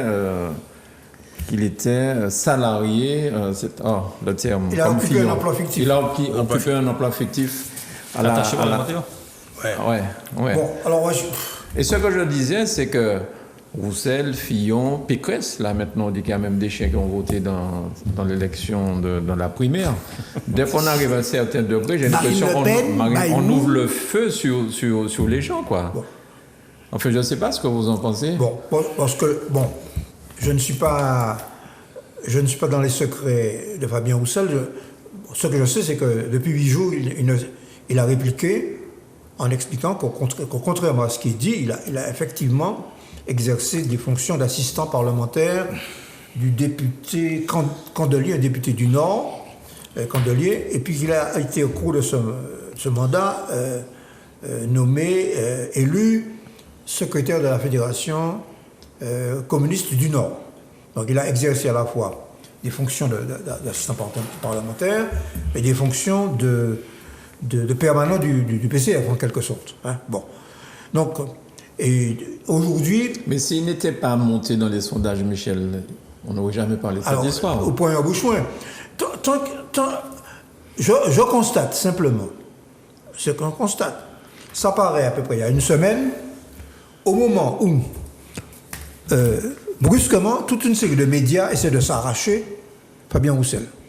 Les grands médias qui jusque-là le considéraient comme un candidat négligeable. Pourquoi ? Parce que il a un parler franc qui intéresse les gens, il pose des problèmes concrets des Français, des problèmes de pouvoir d'achat, des problèmes de logement, et qui ne rentrent pas dans la problématique zémourienne du grand remplacement, de l'immigration, de la haine contre l'étranger, qui permettrait de résoudre tous les problèmes. Bon, par conséquent, et le résultat, c'est que elle s'est détachée. Il est passé à 4,5 et même certains sondages l'ont donné à 5%, ce qui est la barre pour qu'ils soient remboursés de sa campagne électorale. Et c'est justement à ce moment-là que ça sort. C'est tout. Voilà mon commentaire. Philippe, est-ce que c'est une manière maintenant de faire la politique et de dézinguer tous ceux qui émergent? C'est classique. C'est classique. C'est pas extraordinaire, ça. Effectivement, c'est un moment d'élection, on va toujours te trouver des dossiers pour te mettre en difficulté. Ça n'a rien d'original. Hein. C'est la période idéale. Ce sont les souvenirs que je garde, moi, de ma période politique. Très bien. Je peux ajouter, cette rémunération, c'était 2400 € par mois. Bon. Bien. Bon. Oui. Ce n'était pas des millions. Charles, personnellement, tant que la justice ne sera pas passée, on laisse parler. Moi, je crois que de toutes les façons, ils vont toujours trouver des poux. Tant que le procureur de la République ne va pas être saisi et que les choses ne prendront pas une tournure un petit peu plus sérieuse. Mais bon, salissé, il en sera toujours quelque chose. C'est dommage, hein, c'est dommage. Je suis contre cette manière de faire la politique. Et puis, quand bien même le procureur serait saisi, jusqu'à nouvel ordre, je crois, sauf, je parle sous le contrôle du professeur Saint-Cyr, il y a la présomption d'innocence, enfin, tout je crois, ça n'a pas disparu, pas encore. Non. Et je me pose la question, vu l'ancienneté des faits, est-ce que ça ne serait pas prescrit d'ailleurs ? J'ai déjà dans le jugement. Donc, bon. Mais là, si tu veux, on aperçoit l'influence des réseaux sociaux, je suis navré, qui rebondissent là-dessus. Donc il y a un véritable tribunal des réseaux sociaux qui risque de faire du mal, effectivement. À la démocratie. Bien sûr. C'est un réel réel danger, ça. Au-delà de ça répand, parce que je sais d'où ça sort.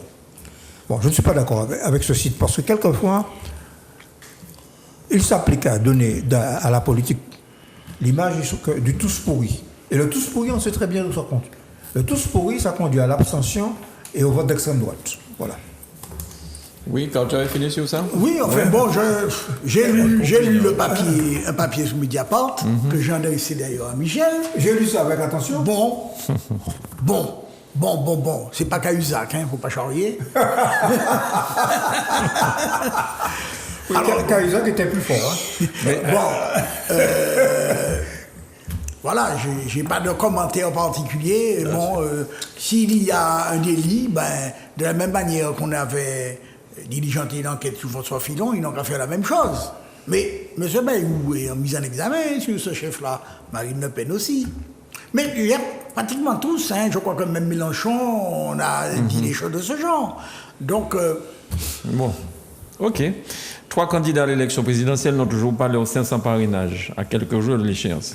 Est-ce que quand même ça aussi, c'est pas de l'hypocrisie? Alors tout le monde maintenant est en train de dire, est-ce qu'on ne devrait pas faire quelque chose pour permettre à tous les candidats qui arrivent à 10%, par exemple, à avoir les 500 signatures? Mais ça fait 5 ans. Ils auraient pu le faire avant. C'est un système qui est sûr, enfin... En plus, on l'a modifié sous Jospin en rendant public. C'est Jospin ou Hollande? C'est Jospin? Enfin, c'est Hollande. C'est Hollande, je crois. On l'a modifié pour rendre public les parrainages. Bon. Je prends un candidat contre lequel je n'ai absolument rien. Nathalie Arthaud. Elle a ses 500 signatures. Lutte ouvrière, à ma connaissance, n'a absolument aucune municipalité. Je ne sais pas s'ils sont des élus, ni combien ils en ont. Bon. Ça interpelle quand même. Ça interpelle. Les élus, la représentation active devrait quand même, ça doit représenter le pays réel, autant que possible. Alors il y a forcément des écarts, mais quand même. Il y a 36 000 communes en France. Hein. Il y a 36 000 communes en France. Ouais. Bon, mais il y a beaucoup d'élus qui ne parrainent personne. Moi, j'ai trouvé que l'initiative du maire de Cannes, c'est ça? Oui, des Républicains, oui. J'ai trouvé ça noble. Plus que correct, noble. Qu'est-ce qu'il a fait? Il a dit qu'il parraine Mélenchon. Ce qui veut parrainer un candidat ne veut pas dire qu'on approuve. Ça ne veut pas dire qu'on soutient. Eh oui. Alors, mais le président du Sénat aussi demande aux élus de pouvoir parrainer sans soutenir. Je pense que les candidats qui sont à plus de 10%, enfin les 3 candidats, je suppose qu'il y a Mélenchon, je ne sais pas qui sont les 2 autres. Il semblerait qu'il soit arrivé à 500 Mélenchon. Si, il est passé à 500. Il est passé à 500. Bon, Jadot a eu ses 500. Je pense que c'est un problème qui va... c'est Zemmour, c'est Le Pen, qui est encore... C'est tout. Taubira. Taubira est assez loin. Mais bon... Alors, Roussel a pris une position particulière. Il a dit que, comme lui-même il a déjà ses 500 signatures, il recommande, mais cela dit, il respecte la liberté de chaque élu d'agir en conscience. Mais il recommanderait de donner aucun parrainage aux candidats d'extrême droite et de donner les parrainages aux autres candidats de la gauche, parce qu'aucun candidat de gauche n'est son ennemi. Et l'initiative de Bayrou, qui a une espèce de banque de 200 voix qui semble vouloir distribuer par-ci, par-là. Alors, je vous dis très sincèrement, je vais parrainer, je suis élu à la 7e. J'ai déjà fait l'équation dans ma tête 16 fois. Je ne pourrai jamais donner un parrainage ni à Zemmour ni à Le Pen. C'est une question de... Bon, alors on dit que parrainer, effectivement, ce n'est pas acquiescer. Mais il faut aussi pouvoir s'accepter et puis vivre avec ce parrainage-là. Ce sont des candidats qui cultivent le mécontentement, ce sont des candidats qui sont outranciers, ce sont des candidats qui emploient des arguments digressifs, ce sont des candidats qui proposent des mesures brutales, ce sont des candidats qui proposent des mesures d'exclusion. Enfin, il faut écouter les programmes. J'ai une discussion avec mon ami Daniel Chaume, mais on n'est pas d'accord du tout là-dessus. Il me dit non, mais tu es simpliste dans ta manière de voir, il faut pouvoir permettre le débat démocratique. Je le cite là aujourd'hui, j'espère que je ne vais pas me faire d'histoire, mais bon. Et donc, la réalité, c'est quoi? La réalité, c'est que, à trop vouloir stigmatiser dans une posture, ou alors dans des idées qui sont fondamentales, parce que ce sont des personnes qui pensent ça, eh bien, il faut supporter les conséquences d'idées qui sont transgressives, qui sont brutales, qui excluent. Et puis accepter l'idée qu'on a une sorte d'aversion contre ce genre de programme-là. Maintenant, il y a effectivement 36 000 communes et jusqu'à maintenant, ça ne s'est jamais présenté que les candidats n'aient pas eu leurs 500 signatures. Moi, je ne souhaite... pour le bien de la démocratie, je veux bien qu'ils aient leurs 500 signatures pour pouvoir faire campagne. Personnellement, je vous dis très sincèrement que j'ai du mal avec ça. Personnellement, je me suis déjà entouré avec moi-même. Ça n'est pas possible. Voilà. Michel, tu penses parrainer ou pas? Alors, tu as je élu, tu as la ne sais pas si en signature. tant qu'élu municipal, je peux parrainer. J'entends parler de maire, mais Les maires, oui. je suis conseiller municipal, je ne crois pas. Non, les conseillers municipaux, non. Ce sont Non, les mais maires. par contre, quand j'ai été conseiller territorial, j'ai parrainé Mélenchon.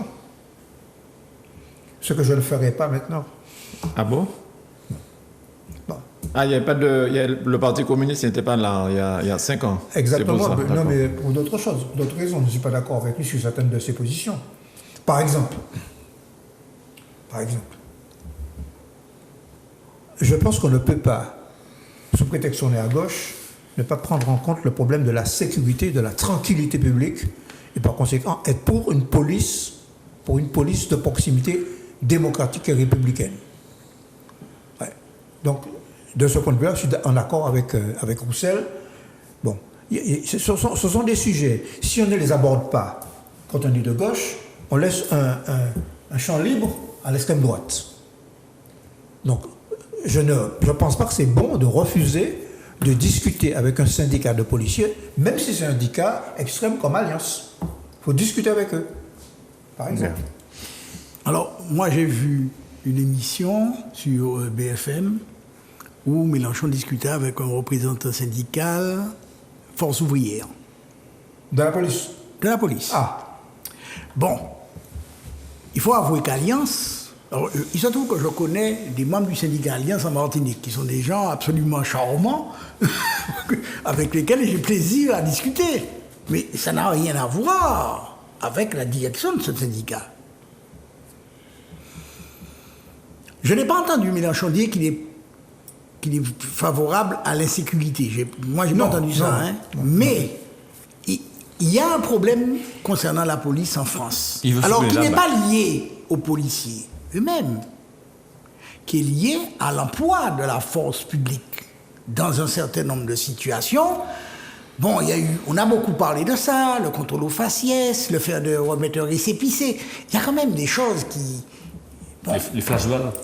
Alors, il y a la lanceur de balles de défense, mais cette espèce de manière de vouloir tout le temps contrôler les mêmes personnes, ça pose problème. Alors, ce n'est pas des problèmes simples, parce que je regarde aussi, sur une chaîne dont je ne me rappelle plus du nom, des sujets sur lesquels des policiers sont en train d'interpeller des gens, etc.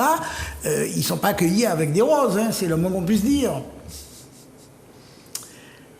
Le problème de la sécurité, c'est un vrai sujet. On en fait une espèce de supermarché de l'élection. Quand j'ai vu la manière dont les choses se sont passées du temps des Gilets jaunes, des manifestations, tant avec Castaner qu'avec Darmanin, quand même, cette malheureuse personne, Madame Leguet, dans le sud de la France, c'était à Marseille ou Nice, je ne sais plus, qu'on a bousculé, qui a eu des problèmes, qui a dû être opéré. D'autres ont dit, mais non, elle est presque tombée toute seule, tu crois qu'elle marchait sous la tête. Même le procureur de la République avait considéré que bon, c'était pas le cas, il n'y avait rien à voir. Et puis c'est pas vrai. Ou cette dame qui, dans son appartement, a reçu une grenade. Et puis on ne sait pas pourquoi, d'où elle vient, peut-être des nuages, enfin je ne sais pas, peut-être que c'est Poutine qui l'a lui envoyé, mais je ne sais rien. Mais bon. Ceci étant dit, Mélenchon veut supprimer la BAC. Et bon. Il y a un certain nombre de problèmes qu'il faut... On ne peut pas avoir... Une société doit faire corps avec sa police. D'abord, la police, c'est les gardiens de la paix. Ce pas des cow-boys. C'est d'abord des gardiens de la paix. Bien. Je voudrais intervenir sur le parrainage. Parce que là, il y a une difficulté majeure. Effectivement, on n'arrive pas à résoudre cette problématique. il faut bien mettre un filtrage pour qu'il n'y ait pas de 10 000 candidats. 10 000 candidats ou des candidats quelque peu curieux, quelque peu Comme en originaux. Haïti. Bon, je ne cite pas Voilà de... où ça mène.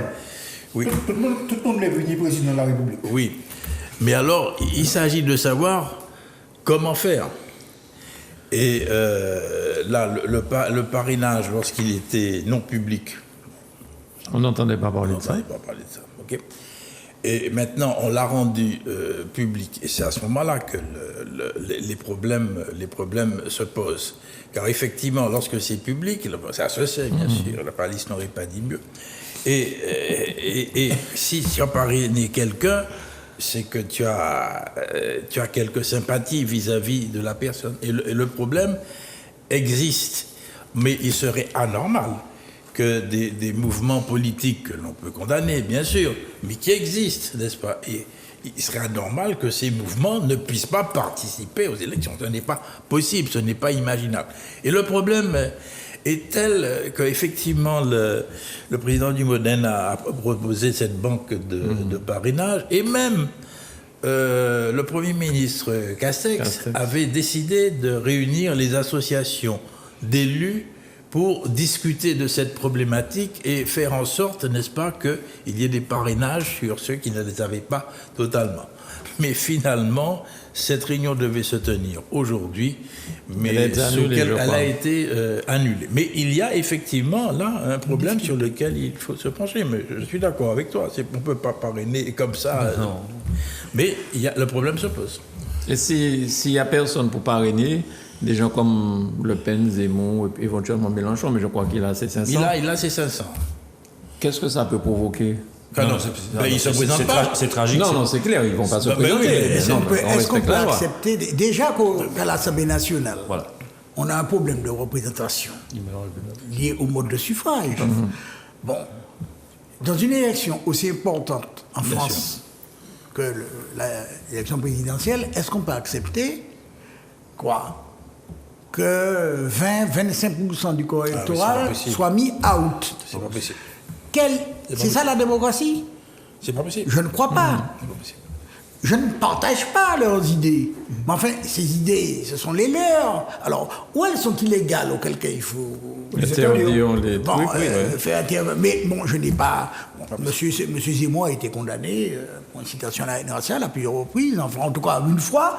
Bon, donc on l'a condamné. Je ne crois pas que ça soit sain de mettre la poussière sous le tapis, parce qu'à un moment ou un autre, elle va ressortir. Tout à fait. Donc ce n'est pas une bonne chose. Donc je pense que ces deux candidats-là vont avoir, j'espère pour eux, qu'ils vont avoir...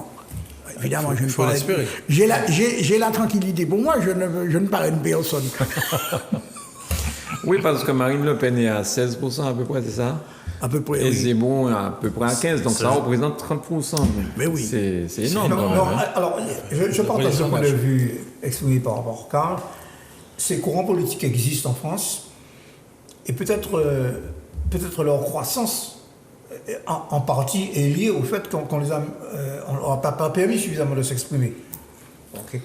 Bon, de toute façon, le seul moyen de combattre ces idées, c'est précisément le débat démocratique. Bon, okay. Quand tu me dis 3,5 millions de chômeurs en France et 3,5 millions d'immigrés, donc le problème est simple. Bon. Eh bien, moi, je veux bien débattre de cela en essayant de démontrer le plus simplement possible que ce n'est pas aussi simple que ça. Mais ces gens-là, ils disent ça, et quand ils disent ça, qu'il n'y a pas de contradicteur, ils font les adhérents. Et c'est comme ça que des millions de Français croient qu'il suffirait de donner une valise à tous les immigrés, notamment maghrébins, et de faire retraverser la Méditerranée et de résoudre les problèmes sociaux de France. Il y a des gens qui croient ça. Bon. Mais en tout cas, il n'y a pas de débat démocratique en ce moment, puisque le fait que le président Macron ne se soit pas encore déclaré, les autres candidats disent oui, mais bon, là on tourne en rond, on n'a pas. Enfin bon, apparemment c'est Macron le seul candidat face à eux. Ils n'ont pas tort. Donc ils disent que tant qu'il ne descend pas dans l'arène, il n'y aura pas de débat sérieux, quoi, parce qu'il faut qu'il il faut qu'il assume son mandat, il faut Absolument. qu'il... Tout ça. Tant que Jupiter ne descend pas de l'Olympe. Voilà. Oui, mais moi je crois quand même qu'il y a un problème démocratique qui est posé. C'est que, certes, Macron doit assumer sa fonction de président jusqu'au bout, mais là, depuis quelque temps, on ne sait pas très bien quand il parle si c'est le président ou le candidat.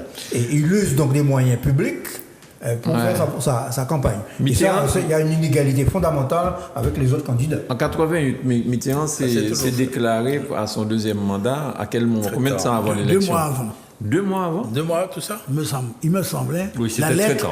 La lettre à tous les Français, la lettre aux Français, il me semble que c'était 2 mois. Ah ouais, d'accord. Et là, on est à quoi là? On est à 1 mois là maintenant? Non, attends. Non, pas encore. Début avril, Un peu moins de 2 mois. début mars, ouais. Un peu moins de 2 mois, ouais. D'accord. Ouais.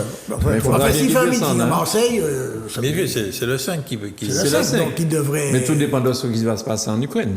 Peut-être que ça va être annulé, puisqu'il y a d'autres candidats qui, semble-t-il, aient déjà annulé leur meeting.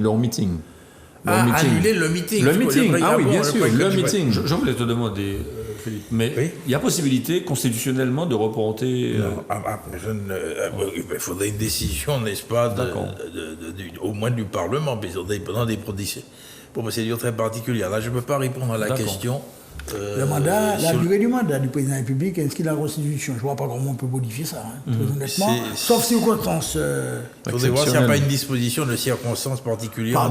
mais bon, Je peux la pas France est quand répondre à même loin de la Russie, bon, sauf à ce qu'on envoie une bombe atomique à Moscou, bon, ce qui m'apparaît hautement improbable. Je ne vois pas comment on fait ça. Moi aussi, je trouve ça difficile, surtout à 2 mois, à moins de 2 mois. La seule chose que l'on peut dire, c'est que si vraiment il y a une aggravation de la tension internationale, ça peut fausser un petit peu le scrutin. Clairement. Ça, C'est évident. le sens du vote. Et peut-être bénéficier au candidat qui est en place. Absolument. C'est-à-dire que les gens ont tendance à dire, bon, ben, regroupons-nous vers ceux qui sont déjà là. Oui. Alors, pour terminer, puisqu'on arrive bientôt au terme de l'émission, le carnaval 2022. Quel carnaval pour 2022? Là, il y a eu un carnaval qui existe. Enfin, moi, je ne sais pas si vous avez vu ce week-end, Lamentin, Fort-de-France. On n'a pas l'impression qu'on est en couvre-feu ou qu'il y a des restrictions, là. Tout le monde en a rien, c'est ça? Non? Moi, je trouve il y a une sorte de fiction. Oui. Je vous dis franchement, personnellement, quand cette affaire-là est partie, je considère que j'étais pour l'obligation vaccinale, pour tout le monde. Pas pour les pompiers et pas les policiers, pas pour celui-ci et pas pour celui-là, pour tout le monde. C'était ma position de départ. Quand le vaccin est apparu et que la pandémie Tuer massivement. Aujourd'hui, même en Martinique, même avec 4000 et quelques, 4800 contaminations, à quoi ça sert de fixer des règles que non seulement personne ne respecte, mais qu'on n'a pas les moyens de faire respecter non plus? Qu'est-ce qu'on va faire? Qu'est-ce qu'on va faire? Je peux le déplorer, mais le déplorer ne résout pas le problème. Donc, je ne vois pas. Il n'y a plus d'inconvénient à tenir une position, sauf si on dit quelque chose et qu'on affiche une position, mais que pour le reste, on s'en moque. Je ne vois pas à quoi ça sert. Donc, j'ai vu qu'il y aura un carnaval à Fort-de-France. La municipalité avait, dans un premier temps, évoqué un carnaval au dehors de Fort-de-France. Ils l'ont intégré.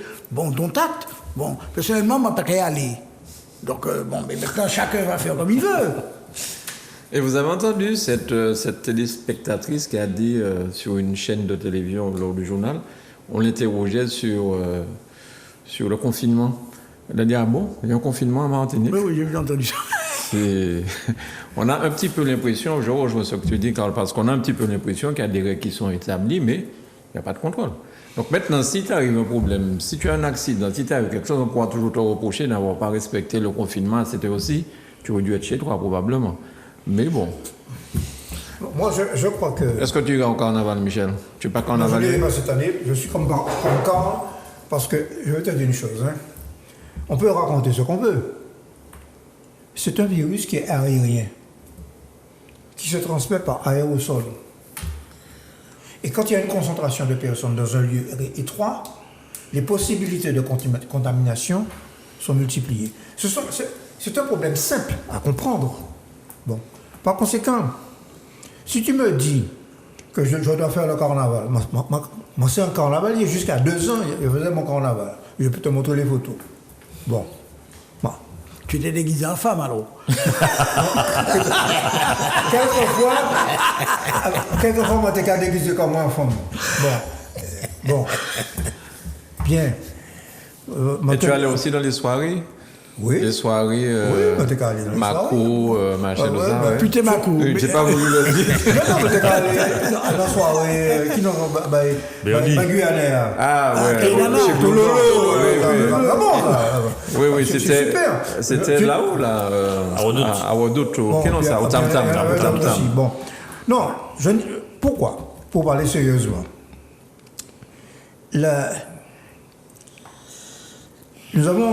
On a quand même malgré tout imposé des mesures très dures.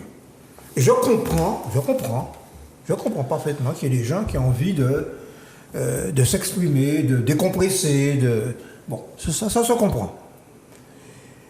Mais ce que je crains, personne ne sait très bien dans quel sens vont évoluer Omicron, Bêta, etc. et s'il n'y aura pas un rebond de l'épidémie. Bon. Alors, moi, ce que je crains, c'est que en quelques jours, 3-4 jours, qu'on perde le bénéfice de plusieurs mois de contraintes, quand même, aucune bonne partie des Martiniquais, malgré tout, s'est soumis, notamment le couvre-feu, etc., etc. Par conséquent, je pense qu'il faut faire appel au bon sens.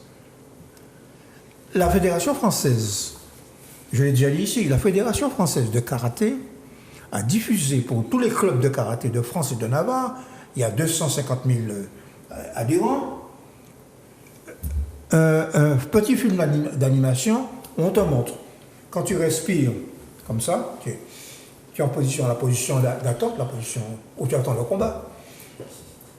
Ça va là. Et quand tu fais des techniques, on te montre jusqu'où va le nuage, le nuage d'aérosol. C'est simple à comprendre, ça. C'est simple à comprendre.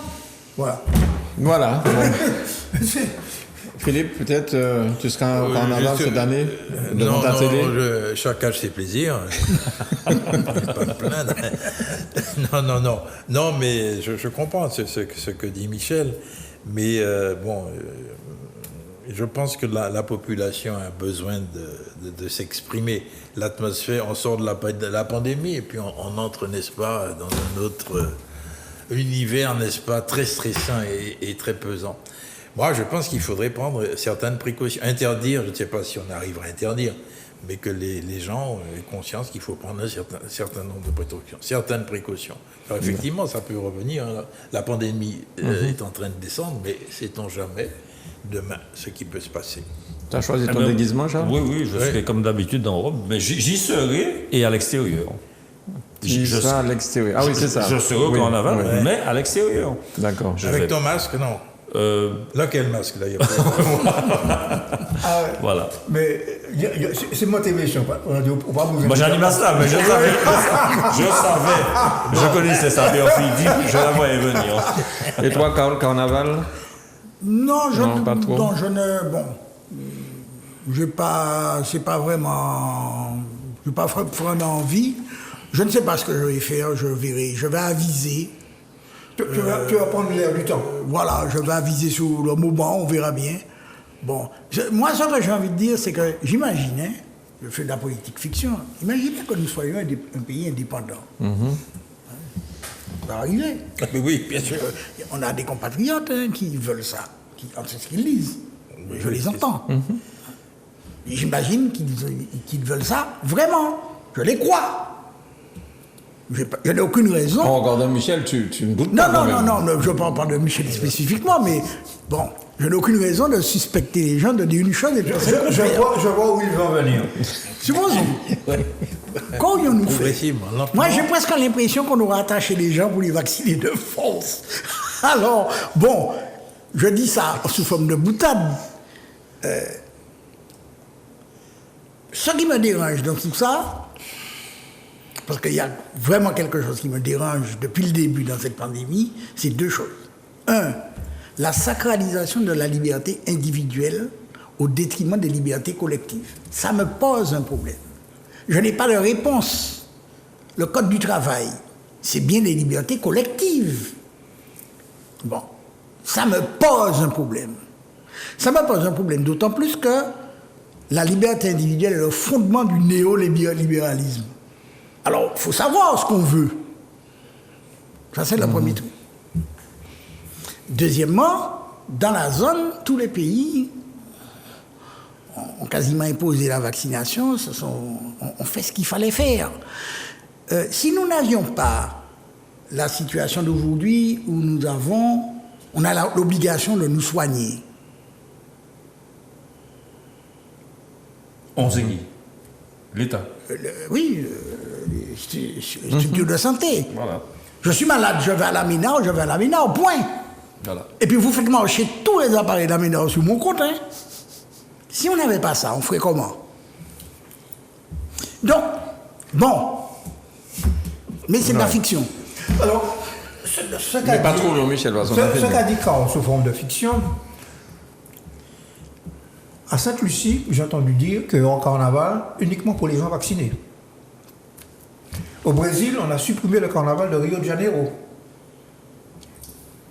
Trinidad, c'est pareil. Oui. Autrement dit, Ouais, c'est vrai.